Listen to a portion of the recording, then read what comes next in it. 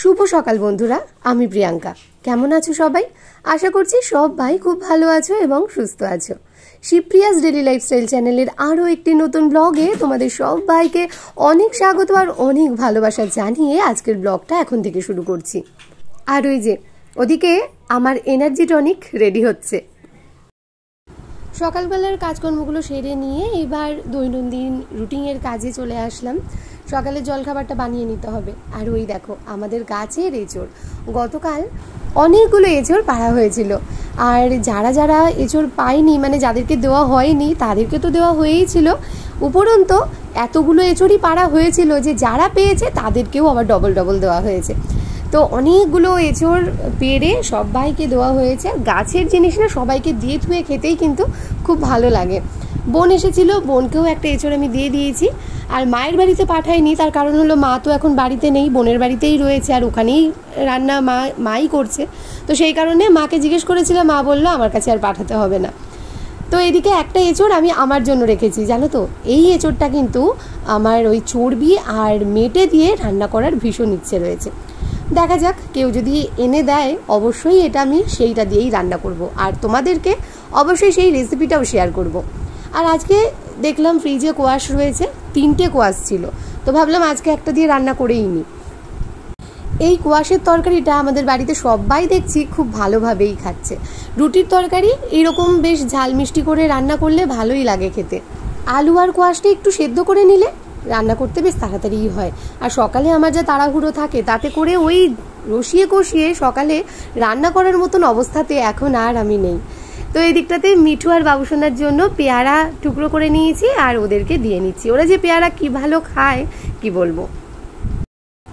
দুপুরের রান্নাতেও আদা লাগবে, আর এখনও এই তরকারিতে একটু আদা বাটা দেবো। সেই কারণে ভাবলাম কি, আদা যখন মিক্সিতে পেস্ট করছি তাহলে একটু বেশি করেই পেস্ট করে নিই, তাহলে আমার ওই 2বারের রান্নাতে দেওয়া হয়ে যাবে। ওই একটুখানির জন্য বারবার করে মিক্সিতে ঘোরানো সত্যিই ভীষণ বিরক্ত লাগে।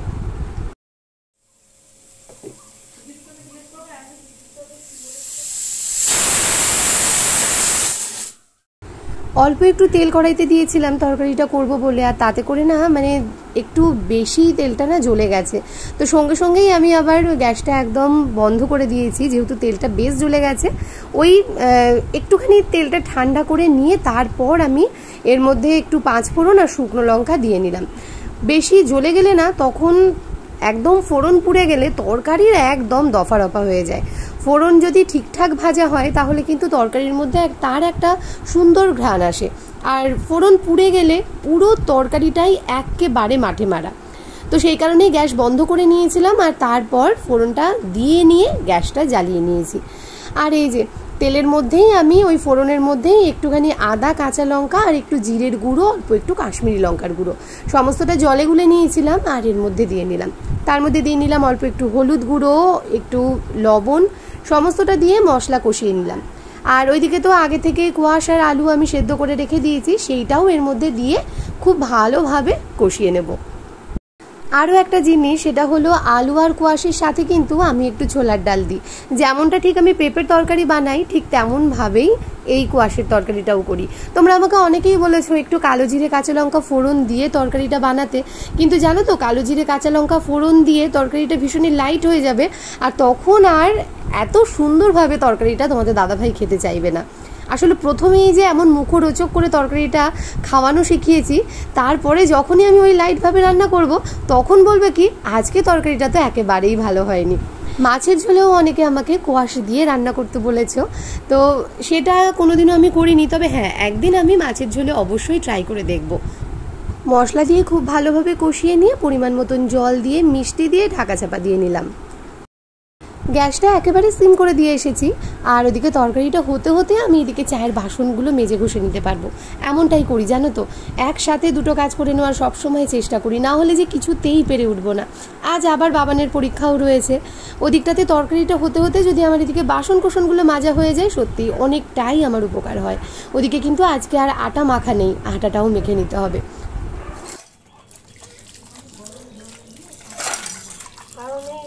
লোক দিয়ে টাকা দিয়েও মরবো, আবার আমাদের কাজেও সাথে পোষাবে না, তার মধ্যে এত ঝামেলা, এলো কি এলো না সেই পড়তেই হবে। ও লোকের দরকার নেই, বাধ্য দেখতে হবে না।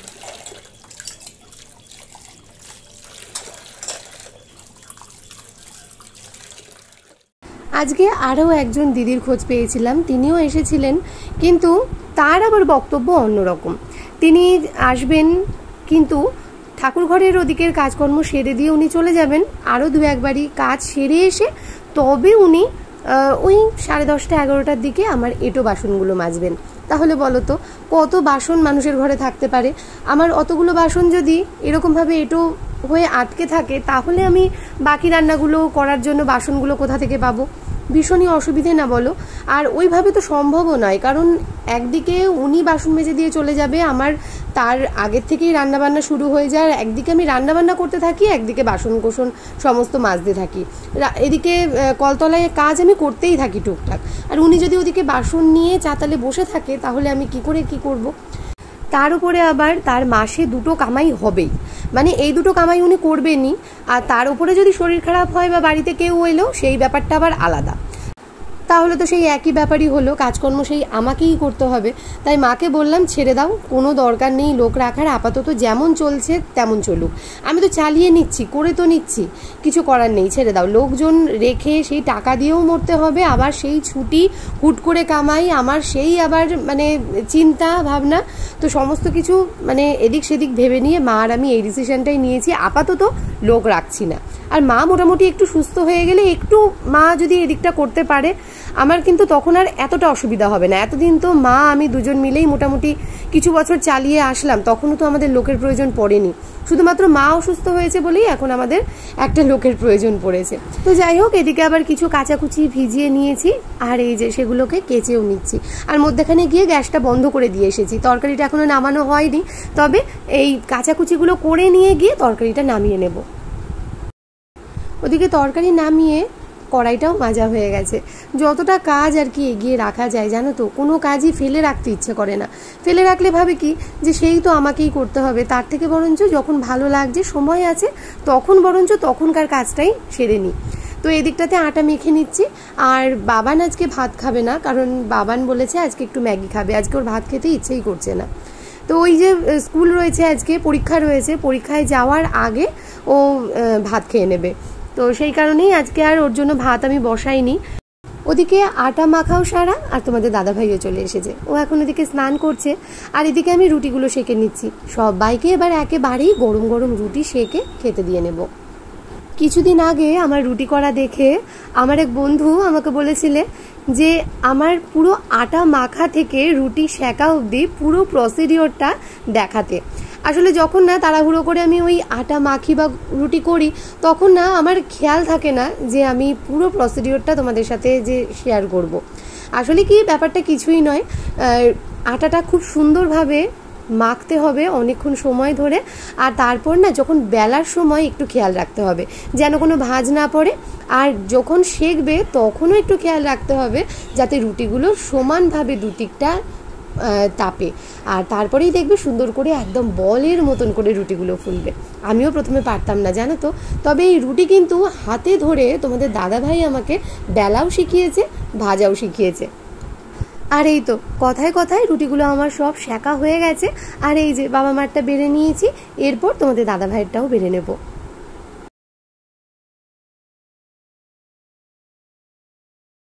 বাবা না তখন পড়ছিল, তাই ওর খাবারটা আগের থেকে করিনি, আর এই সবে মাত্র পড়া থেকে উঠলো, আর এখন গরম গরম ওর খাবারটা করে দিচ্ছি। ম্যাগি না ঠান্ডা হয়ে গেলে একেবারেই ভালো লাগে না, কেমন যেন একটু জড়িয়ে যায়, তো সেই কারণে ওই গরম গরম খেতেই বেশ ভালো লাগে। আর আমার বাবার না ওই সুপি নুডলসটাই বেশি ভালোবাসে, মানে ম্যাগি শুকনো শুকনো হবে না, বেশ একটু ভালো মতন ওর মধ্যে রস থাকবে, গ্রেভি গ্রেভি থাকবে, সেটাই ও বেশি পছন্দ করে। তো দিকে সকালে জলখাবার তো অনেকক্ষণই হয়ে গেছে, বাসন কুসনও একদম মেজে ঘষে পরিষ্কার করে নিয়েছি, এবার রান্নাও বসিয়ে দিলাম। আজকে যেহেতু শনিবার তাই ভাবলাম একটু কলাইয়ের ডাল রান্না করি, কলাইয়ের ডাল নয়, আজকে রান্না করছি বিউলির ডাল। তবে এর আগের দিনকে আমাকে কমেন্টে একজন বলেছিলে যে কলাইয়ের ডালে একটু মৌরি আর আদা বাটা হিং ফোড়ন দিয়ে খেয়ে দেখো, বেশ ভালো লাগবে। আসলে কলাইয়ের ডালে কিন্তু আমরা শুধু আদা বাটা দিই, কাঁচা লঙ্কা চিড়ে দিই, কখনো আদা বাটাটাও দিই না, শুধুমাত্র কাঁচা লঙ্কা চিড়ে একটু 5 ফোড়ন, শুকনো লঙ্কা, তেজপাতা ফোড়ন দিয়ে রান্না করে, ওটা আমাদের মানে আর কি ভীষণ ভালো লাগে। কলাই ডালের একটা সুন্দর ভাজা গন্ধ থাকে, সেই জন্যই ওটার মধ্যে আর কিছু লাগে না, আমরা দিই না। তবে বিউলির ডাল রান্না করি কিন্তু একদম তুমি যেভাবে বলেছো ঠিক তেমনভাবে। এই দেখো মৌরি এখানে না আমি একটুখানি রোদ্রে দিয়ে রেখেছিলাম, আর তার জন্য বেশ একটু মচমচে হয়েছে। অল্প একটু লবণ দিয়ে মিক্সিতে একটু বেশি করেই ঘুরিয়ে রাখলাম। মৌরি অল্প একটু না আদার সাথে বাটা যায় না মিক্সিতে, আমি দেখেছি কেমন যেন দানা দানা হয়ে থাকে, কিছুতেই মিশতে চায় না। তাই আজকে বুদ্ধি করে ঠিক এইটা অ্যাপ্লাই করেছি। দেখো কি সুন্দর ডাস্ট হয়ে গেছে। আর লবণ দিলে না লবণের ধারে বেশ সুন্দর কিন্তু গুঁড়ো হয়েও যায়। আর এখানে আমি আদা বেটে নিয়েছি, ওই সকালে যে বাটা রেখেছিলাম তার মধ্যেই অল্প একটু মৌরির গুঁড়ো নিয়ে নিলাম।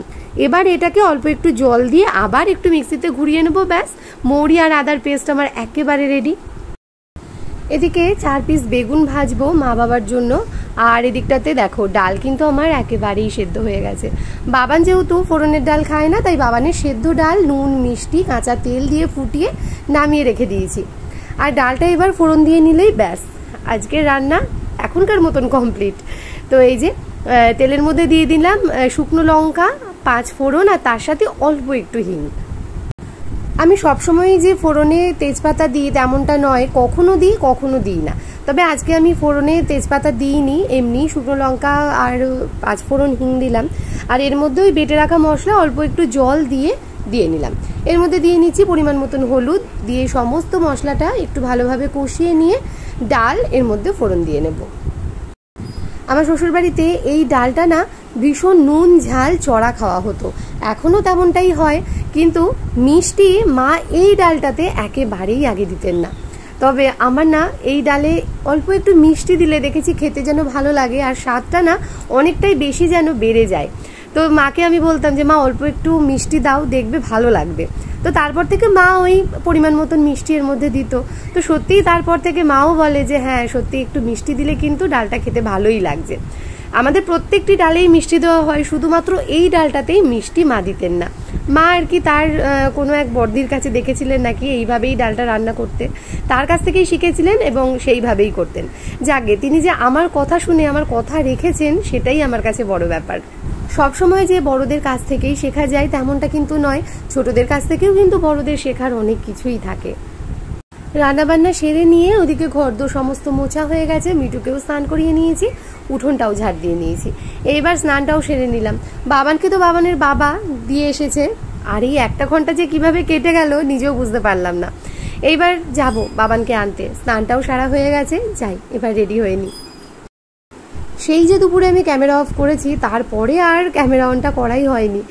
এদিকে বাবানকে স্কুল থেকে নিয়ে এসে খাওয়া দাওয়া সেরে সেই যে এডিট করেছিলাম, আর তারপর ঘুমিয়ে পড়েছিলাম। সত্যি আজকে না শরীরটা এতটাই ক্লান্ত লাগছিল, 1 ঘন্টা আজকে একটু নিশ্চিন্তে ঘুমিয়েছি। তোমাদের দাদা ভাইয়ের চায়ের টাইমটা চলে যাওয়ার পরেও আমাকে ডাকেনি, এটাতেই আমি অবাক হলাম। কারণ আমাদের মোটামুটি সন্ধ্যে 6টা সাড়ে 6টার মধ্যে চা খাওয়া হয়, সেখানে 7টা বাজে তোমাদের দাদাভাই আমাকে ডাকেনি। ঠিক 7:15 যখন হট করে ঘুমটা ভেঙে গেল, তারপর চা করে নিয়েছি, আর তারপর সেগুলো তো খাওয়া দাওয়া মাজা ঘষা সবই হয়ে গেছে। এইবার রাতের একটু রান্নাবান্না নিয়ে এসেছি। ওদিকে বাবান পড়ছে, বাবানের ম্যাডাম সকালে আসেনি পড়াতে, এখন পড়াতে এসেছে। সামনের সোমবার আবার পরীক্ষা, আগামীকাল তো ছুটি রয়েছে, একটা দিন ছুটি পাওয়া গেল। একদম টানা পরীক্ষা হচ্ছে জানো তো, মধ্যেখানে কোনো ছুটি নেই, শুধুমাত্র এই সানডের জন্যই আজকে ছুটিটা পাওয়া গেছে। তবে যদি আগামীকাল অঙ্ক পরীক্ষাটা থাকতো তাহলে সব থেকে ভালো হতো। আগামীকাল রয়েছে বিজ্ঞান পরীক্ষা, পরিবেশ পরীক্ষা, তো সেই কারণেই আর কি মানে একটু খারাপ লাগছে। অঙ্কের আগে একদিন একটু ছুটি পাওয়া গেলে না বেশ মনটা যেন শান্ত লাগে, মানে শান্তি লাগে যে একটা দিন যেন বেশি পাওয়া গেল অঙ্ক প্র্যাকটিস করার জন্য। তো যাই হোক, আজকে একবেলারই দুপুরের রান্নাবান্না করে নিয়েছিলাম, আর এখন রাতের রান্না করছি। আজকে ভাবলাম যে একটু আলুর দম করি, অনেক দিন আলুর দম খাওয়া হয় না, তাই আজকে একটু আলুর দম আর তার সাথে লুচি করব। আমার মা এই নিরামিষ আলুর দমটা এত ভালো করে, আমি যতই চেষ্টা করি না কেন আমার মায়ের মতন আলুর দম যেন কিছুতেই করতে পারি না। তো এখানে না আলুটা আমি একটু কালো জিরে ফোড়ন দিয়ে নিয়ে ভেজে নিয়েছিলাম নুন হলুদ দিয়ে, বেশ লাল করে ভাজা হয়ে গেলে তারপর এর মধ্যে টমেটো আর আদা মিক্সিতে বেটে নিয়েছিলাম, সেটাই দিয়ে বেশ ভালো করে কষিয়ে নিচ্ছি। এর মধ্যে একটু দিয়ে নিলাম কাশ্মীরি লঙ্কার গুঁড়ো, একটু হলুদ গুঁড়ো, আর তার সাথে আমার মা একটা স্পেশাল মশলা দেয়, সেটা হলো সানরাইজের আলুর দম মশলা। এই আলুর দম মশলার গন্ধটা এতটাই ভালো লাগে যে কি বলবো। খুব বেশি যে লাগে তেমনটা নয়, বেশ মোটামুটি আমি এখানে 1 চামচ পরিমাণ দিলাম, যেহেতু আলুটাও কম, শুধুমাত্র রাত্রের জন্যই তরকারিটা করছি, তো ওই 1 চামচ মতন মশলা দিলেই হয়ে যাবে। এর মধ্যে আর কোনো রকম জিরের গুঁড়ো, ধনে গুঁড়ো এই সমস্ত কিছুই লাগবে না, শুধুমাত্র নুন আর মিষ্টি, ব্যাস। এই দিয়েই সুন্দর করে কষিয়ে কিন্তু আলুর দমটা রান্না হয়ে যায়। আর এর যে একটা সুন্দর গন্ধ, সেটাই যেন সব থেকে বেশি ভালো লাগে। আমি অনেক ভিডিওতে দেখেছি দই দিয়ে লুচি বানানো, খেয়েওছি দিদির বাড়িতে, কিন্তু নিজে কোনো দিনও দই দিয়ে লুচি বানিয়ে খাইনি। তবে আজকে ইচ্ছে হলো, ফ্রিজে যখন দই রয়েছে তাহলে বরঞ্চ একটু দই দিয়ে লুচি বানানো যাক। এই দেখো এখানে না আমি ওই 1 কাপ মতন দই নিয়ে নিয়েছি, আর তার মধ্যে পরিমাণ মতন বেকিং পাউডার আর বেকিং সোডা দিতে হবে। বেকিং পাউডার এখানে আমি দিয়েছি 1/2 চামচ মতো, আর বেকিং সোডা দিয়েছি 1/4 চামচ। তো বেকিং সোডাটা একদমই অল্প লাগে, বেকিং পাউডারটাই একটু বেশি লাগে। আর তার মধ্যে স্বাদ অনুযায়ী লবণ দিয়ে নিতে হবে। পুরোটাই একসাথে খুব ভালোভাবে মিক্স করে নিচ্ছি, আর বেশ খানিকক্ষণ মিক্স করে নেওয়ার পর এর মধ্যে দিয়ে দেব স্বাদ মতন চিনি। লুচিতে চিনি এবং লবণের পরিমাণটা ঠিকঠাক না হলে না লুচির স্বাদটা কিন্তু একেবারেই ভালো আসে না। বেকিং পাউডার অথবা বেকিং সোডার বদলে ইস্ট ব্যবহার করা যেতে পারে, কিন্তু ইস্ট আমার কাছে নেই, আমি কোনোদিনই ব্যবহার করি না। আর এইভাবে তো আমি এই প্রথম রান্না করছি, তো সেই কারণেই আর কি আমি বেকিং পাউডার আর বেকিং সোডা দিয়ে সমস্তটা এরকম করে মিক্স করে নিচ্ছি। পুরোটা মিক্স হয়ে গেছে, এবার এর মধ্যে পরিমাণ মতন ময়দা আমি দিয়ে নিলাম, আর দিয়ে নেব এর মধ্যে সাদা তেল।